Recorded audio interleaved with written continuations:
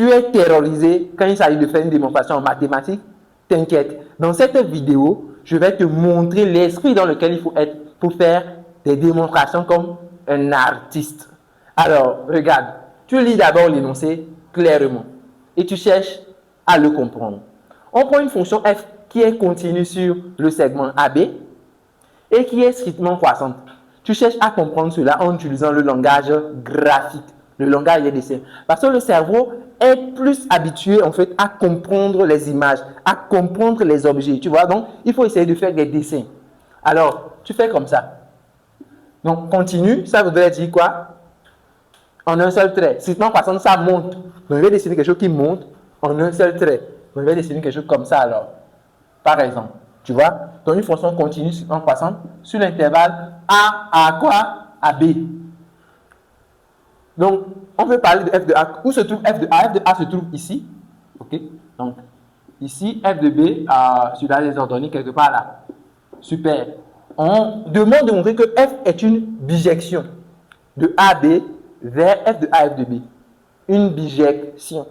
Donc, il faut donc comprendre, si je dis qu'une application est bijective d'un ensemble de départ vers un ensemble d'arrivée, cela veut dire que chaque élément Y que vous prenez ici a un seul antécédent ici. Je vais chercher à le voir graphiquement, à comprendre la chose. Donc, chaque élément Y, ici, il existe un seul antécédent X qui lui correspond. Vous voyez bien ça? C'est ça. Alors, une fois que tu comprends ça d'un point de vue schématique, tu vas maintenant chercher à faire la démonstration. Et donc, ici, c'est démontrer une énoncé du genre si P, alors que donc, on suppose, donc ça c'est notre hypothèse, c'est notre supposition, donc ça c'est notre hypothèse. Donc, je suppose que ceci est vrai. OK? Et mon objectif, c'est de démontrer que F est une bijection. Et vous savez, pour montrer qu'une application est bijective, on peut démontrer, un, qu'elle est injective, et deux, qu'elle est surjective. Tu vois? Donc, je vais commencer d'abord par montrer quoi? L'injectivité de F. L'injectivité de F. Et là, je vois en fait sur mon dessin que la fonction est strictement croissante. Donc, si je prends une valeur x1, bon, dans l'image est y11, je prends une autre valeur x2. OK? Je vais dire x2 par exemple ici. Donc, x1 et x2. Je prends donc deux valeurs x1 et x2 sur l'intervalle AB. Qu'est-ce qui va se passer? Soit x1, x2, des éléments de AB, OK, avec x1 différent de x2. Pourquoi je fais ça? Je me base sur la notion de l'injectivité. En fait, si la fonction f est injective, alors cela veut dire que si x1 est différent de x2, f de x1 doit être différent de f de x2. Tu comprends ça? Je te fais un dessin pour que tu comprennes. Donc, tu as x1, tu as x2. Ça, c'est la définition de l'injectivité. Tu as x1, tu as x2. Maintenant, imagine que les deux là aient une même image y. L'application serait-elle injective? Non, parce que dans ce cas, y aurait à lui seul quoi? Deux antécédents différents. Or, une injection, c'est une application dès que chaque élément de l'ensemble d'arrivée a 0 ou 1 plutôt antécédent. Donc ici, quand j'ai cette situation, cette application n'est pas injective. Donc, montrer qu'une application est injective, c'est montrer quoi? C'est montrer que si x1 est différent de x2, leur image ne peut pas donner le même y. Donc, il faut montrer que f de x1 est différent de f de x2. Mais regarde, si x1 est différent de x2, soit je suis dans le cas où x1 est inférieur à x2, ok? Alors je peux dire que soit je suis dans le cas où x1 est comment? Inférieur à x2, ou bien je suis dans quel cas? Ou je suis dans le cas où c'est x2 qui est inférieur à x1. Mais l'énoncé a dit que f est comment? Strictement croissant. Donc f de x1, comme f est strictement croissante, f est strictement croissant. Donc, ça veut dire que, vous savez, une fonction qui croît, si x1 est plus petit que x2, f de x1 sera plus petit que quoi? F de x2. Vous voyez ça? Donc, je vais dire que f de x1 est strictement inférieur à f de x2, ou bien, c'est quoi? F de x2 qui est comment? Strictement inférieur à f de x1. Ça, c'est parce que f est strictement croissant. Vous voyez donc que f de x1 est donc différent de f de x2. Vous êtes d'accord? Donc, je viens de montrer que f de x1 est donc comment?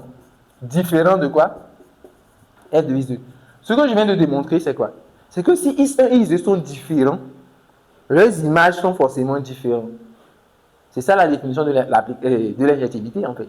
Vous savez, ce que je viens de vous montrer, c'est que si IS1 est différent de IS2, alors f de IS1 est comment? Différent de f de IS2.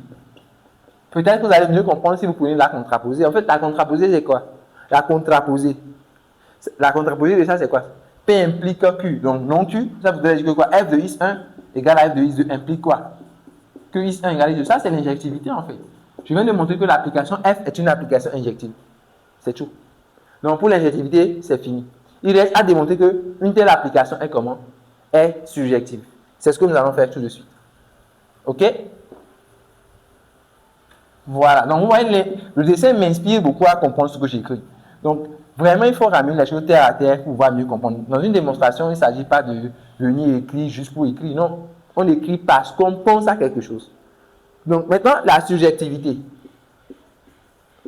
Pour la surjectivité, vous savez, pour montrer qu'une application est surjective, une tactique qu'on utilise, c'est de montrer que l'image de l'espace de départ est égale à l'espace d'arrivée.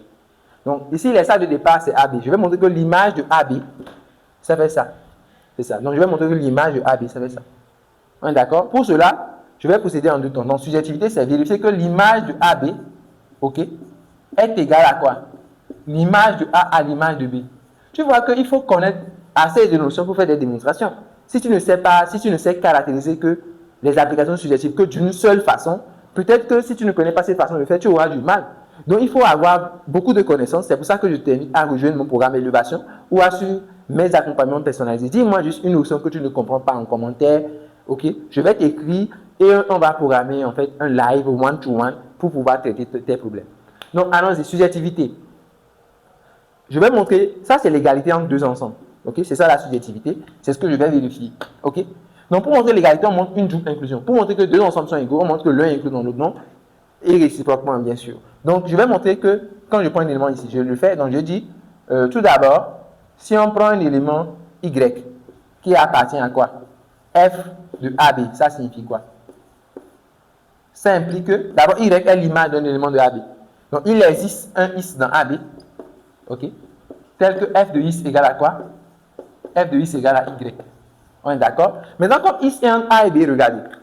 Donc, on peut dire qu'il existe Is tel que A est comment? Inférieur à Is. Inférieur à B. Maintenant, Y fait quoi? Y est égal à F de Is. Maintenant, si vous appliquez F, puisque la fonction F est une fonction strictement croissante, c'est ici que vous allez vous servir du fait que la fonction F est strictement croissante. On ne fait pas de preuve sans utiliser les hypothèses. P implique que tu dois utiliser P pour démontrer que non, il faut utiliser le fait que la fonction F est strictement croissante. Donc ici, j'applique la stricte croissante sur F, sur l'inégalité, ok? Donc, ici, je peux déjà appliquer F et dire que F de A est inférieur à F de Is, qui est inférieur à quoi? F de B. Je peux l'appliquer. Parce que F est croissante. Et là, regardez, Y est où? Puisque Y, c'est F de Is. Donc, celui-là qui est au milieu, là, ce boss-là, c'est Y. Donc, vous voyez que Y appartient à quoi? Y est entre F de A et quoi? Et F de B. Donc, je viens de montrer que Y appartient à quel intervalle? À l'intervalle quoi? F de A à quoi? À F de B. Regardez, j'ai pris un Y à la base qui est dans F de AB et je viens de montrer que cet Y appartient finalement à F de A, F de B. J'ai donc l'inclusion dans le premier sens. Cet ensemble est inclus dans celui-ci. Il reste donc à montrer l'inclusion réciproque. Vous devez prendre un élément Y ici et montrer qu'il a un antécédent. Donc, ça, c'est l'autre sens. Donc, la première partie de l'inclusion est démontrée. Il reste la deuxième partie de l'inclusion pour avoir l'égalité. Donc, c'est la deuxième partie de l'inclusion que je vais faire tout de suite. On est d'accord? Donc, pour la deuxième partie, alors, de l'inclusion, je vais donc prendre un Y entre quoi? Soit Y, un élément de quoi? F de A, F de B. C'est la partie qui est la plus difficile de la démonstration. Alors, suis attentivement. Je prends un Y qui est entre F de A et F de B. Je vais montrer que ce Y-là, il est ici. Donc, regarde, j'ai pris Y ici. Je vais faire intervenir une fonction intermédiaire pour faire ma démonstration. Je vais appeler, regarde, je vais noter G la fonction, soit G, la fonction qui a X associé. Je vais faire juste F de X moins Y. OK? Vous allez voir à quoi va me servir G tout de suite. Cette fonction G, qui a X associé F de X moins Y, c'est une fonction qui est continue. Pourquoi? Parce que F est continue. Y ici, c'est une constante. Oui. Donc, quand tu fais une fonction continue plus une constante, ça donne une fonction continue. Donc, G, il est continu, on est d'accord. G, il est continu. Maintenant, regardez, si je calcule G de A, vous allez voir ce que je vais faire sur G. Si je calcule G de A fait quoi? G de A fait F de A moins Y, non. Mais que fait F de A moins Y? Ici, j'ai pris Y là. Ça voudrait dire que Y est comment? Regardez. F de A est inférieur à Y. Et Y est inférieur à quoi? F de B. Donc, quel est le signe de F de A moins Y? Regarde, F de A moins Y. C'est négatif. Regardez, quand on calcule G de B, G de B, c'est quoi? F de B moins Y. Regarde, Y est plus petit que F de B. F de B moins est comment? Il est positif. C'est pour ça que j'insistais, G, ici, il est continu. Tu vois là où je vais arriver, on va appliquer le théorème des valeurs intermédiaires. Le théorème des valeurs intermédiaires. Si G de A est négatif, et G de B est négatif, est positif plutôt, donc G de A et G de B sont le signe contraire. Alors, d'après le théorème des valeurs intermédiaires pour les fonctions continues, j'insiste là-dessus, donc le théorème des valeurs intermédiaires dit quoi? Qu'il existe donc une valeur C appartenant à l'intervalle quoi? AB, tel que quoi? Tel que G de C égale à quoi? Égale à 0. Et là, regarde. Si tu dis que G de C égale à 0, ça veut dire quoi? Regarde, c'est quoi G? Regarde, G à la base, c'est quoi? Si tu dis que G de C égale à 0, ça veut dire F de C moins Y, c'est F de C moins Y qui est égal à 0. Donc, ça veut dire qu'il existe C, ok, dans l'intervalle AB, tel que quoi? F de C moins Y égale à 0. Donc, ça veut dire que Y égale à quoi? Si je dis F de C moins Y égale à 0, ça veut dire que Y égale à combien? Égale à F de C. Voilà, Y égale à F de C. C'est fini. Parce que ça veut dire que Y est dans quoi? Y est l'image de l'élément de AB. Donc, Y appartient à quel ensemble? À F de AB. Parce que Y est l'image d'un élément de AB. Donc, Y est dans F de AB. Mais regarde, j'avais pris Y où? Dans F de A, F de B. Je vais te montrer que le Y que j'ai pris ici, il est encore de ce côté. J'ai la deuxième inclusion. Dans l'autre sens. J'ai donc les deux inclusions. Donc, l'égalité est vérifiée.